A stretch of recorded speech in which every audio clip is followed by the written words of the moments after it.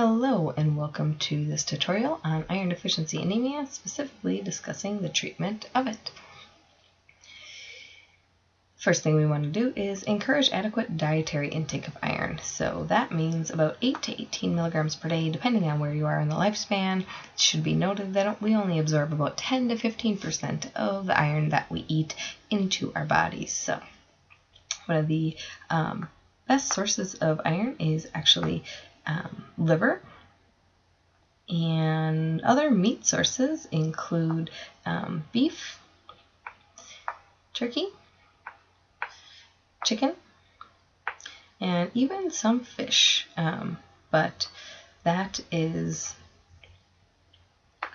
not as high as the other sources. Non-meat foods include peanut butter, oatmeal, and peas. Also, these are beans and lentils and soybeans, raisins, and apricots, and prunes. Whole grain bread is also a good source. And there are many other foods that contain iron. So should be noted that there's a wide variety of sources, but meat is the best. Certain things enhance iron absorption. This is primarily vitamin C, so that's an orange, or acidic foods. And then certain things decrease iron absorption, so things like milk, calcium-containing foods, or supplements, or medications, tea or coffee because of the caffeine. Caffeine inhibits absorption. And also cereals because of the fiber content, so fiber inhibits absorption. And also carbonated beverages. So that is kind of a brief overview of what inhibits and enhances in regards to diet. If that is simply not effective, we want to talk about medications. So ferrous versus ferric salts. Ferrous salts are the type of supplement that are preferred. And percent elemental iron is usually listed on the label, and that is the amount of iron that is expected to be absorbed into the system. Now, the dosing depends on the severity and also the cause of iron deficiency anemia. So it can be caused by various things, and dosing is not generalizable really to any group. It depends on levels and all that. What we can do for people that simply can't absorb it is we can give it IV, or people with severe blood loss, severe anemia, we can give them packed red blood cells. Groups that might be at risk for this type of thing include people with chronic kidney disease, so here are kidneys and our bladder, people with severe blood loss, those with bone marrow issues, that's where the red blood cells are made and where iron goes into them, and people with severe absorption issues, specifically in the small intestine, the part closest to the stomach. Nursing considerations, we want to, it's recommended that we give iron on an empty stomach, so nothing in there, with a full glass of either tomato juice or fruit juice because of the vitamin C. However, it's important to note that many people have side effects from iron, and they're mostly GI side effects. So here's a hand. So use great caution with this. Caution with iron usually has side effects. We can have upset stomachs,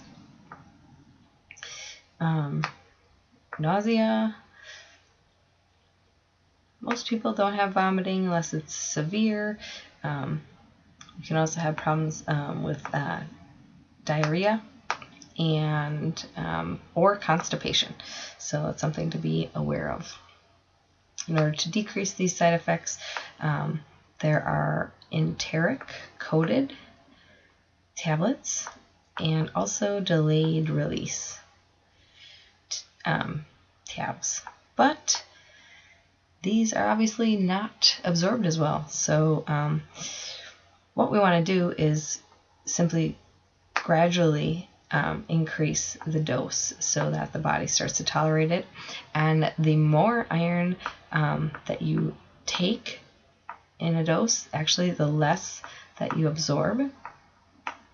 So it's usually dosed multiple times a day, BID, TID, 2 times a day to 3 times a day.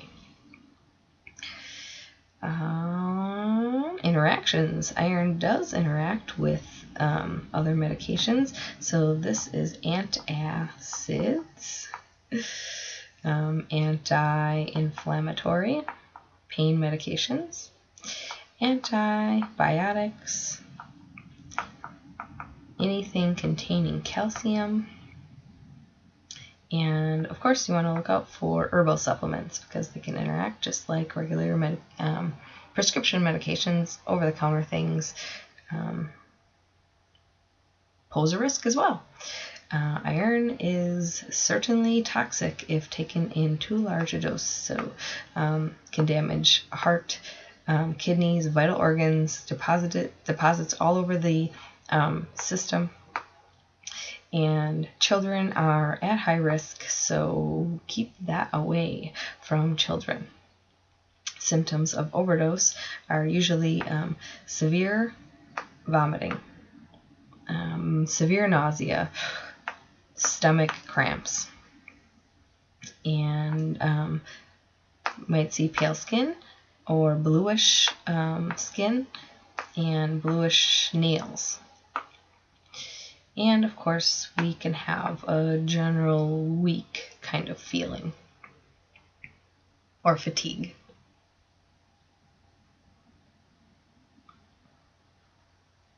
And also diarrhea. So diarrhea can be a side effect and as well as a symptom of overdose. So it is important to follow up, of course, with labs.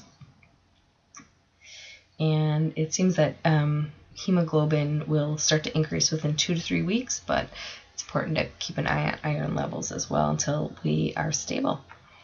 Contraindications include allergy. Here is our allergy band. That is a big one, of course, and people with iron overloading disorder. So here's our dump truck, and here is the iron overloading.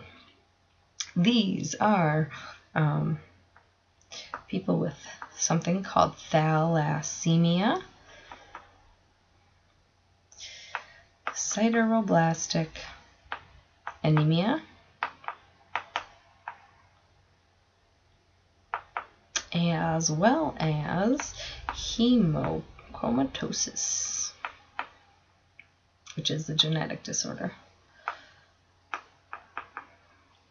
So that is a brief overview of treatments and considerations for someone with iron deficiency anemia.